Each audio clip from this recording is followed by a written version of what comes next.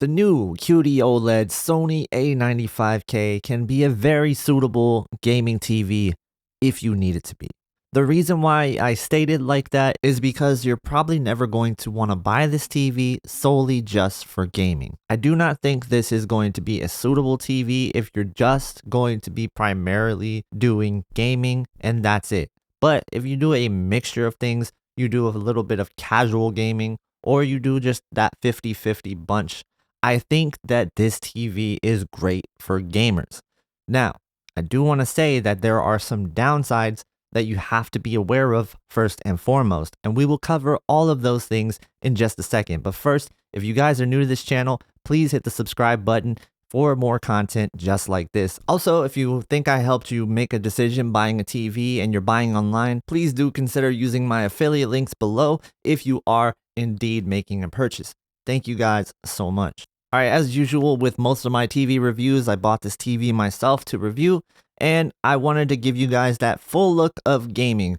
Now, I want to give you one thing that I believe is so true that you need to hear before we go into this review. If you are considering the TV just for gaming, like I mentioned earlier, I think that you can get just about the same experience on the Samsung S95B QD-OLED. It is the same exact panel, and when I put them side by side in gaming, I didn't see a huge difference, and I was able to tweak both of them to look about the same no matter what style you're going for. And I think that that is something that I really have to put out there. Now, with all that said, if you're still interested in the Sony A95K for other reasons, because it is an excellent TV, I do want to say when it comes to build quality, you're not going to have an issue. And that was already stated in the side-by-side that I did, but I want to talk about the actual gaming performance. Now, when it comes to HDR impact on gaming TVs, I think this and the S95B are the best that you can buy right now. And I don't think that the A95K is getting enough attention for gaming because it is an excellent picture. And honestly, if you are playing some lower resolution games, you get the edge with the Sony A95K because of things like reality creation and the superb upscaling. When it comes to gaming picture quality for low resolution games, there is no beating the Sony A95K. Now, this is probably my favorite looking gaming TV on the market, and yes, I even like it better than the S95B. And just because if it was the same price, I'd probably get this over the S95B with just picture quality in mind.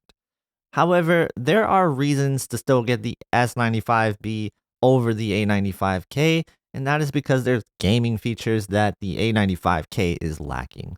So you're not going to have those core gaming features that you'll see on the LG G2 and the S95B. You're not going to see a game bar. You're not going to see game picture mode customizations.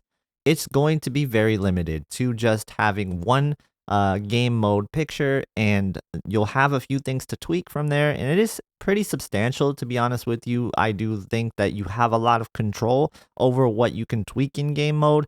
Just about everything you can do inside of other picture modes, you can do inside of game mode. So you do have black adjust, advanced contrast enhancer, reality creation, live color. You have everything like that available. So that's nice to see. There's no actual limitations when it comes to the picture settings. However, there are some limitations when it comes to the actual HDMI ability. So unfortunately, there is only two HDMI 2.1 ports, and one is shared with the EARC port. So if you're using a soundbar, you really don't have much options when you're trying to hook up a PlayStation 5 and an Xbox Series X. You're going to need to get an external splitter for HDMI 2.1 if you want to do that and you use a soundbar.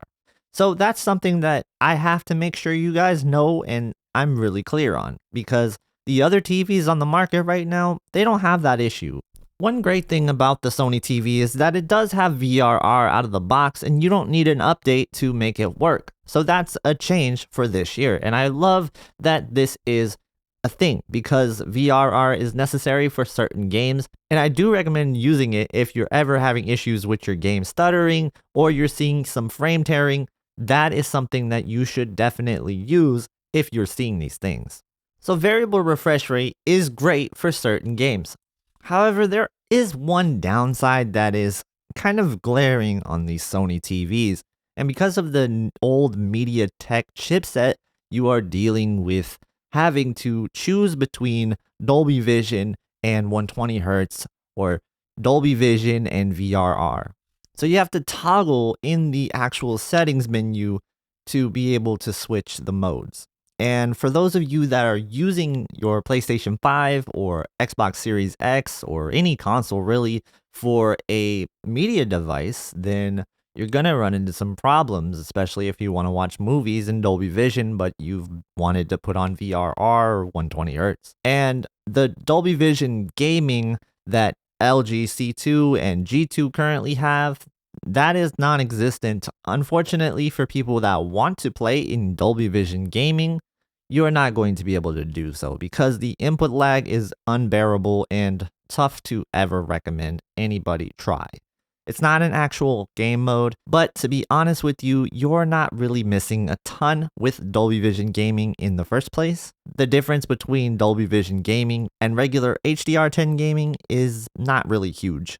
Now, the other thing that people might consider a downside, if you're a competitive gamer, the input lag is slower on these Sony TVs.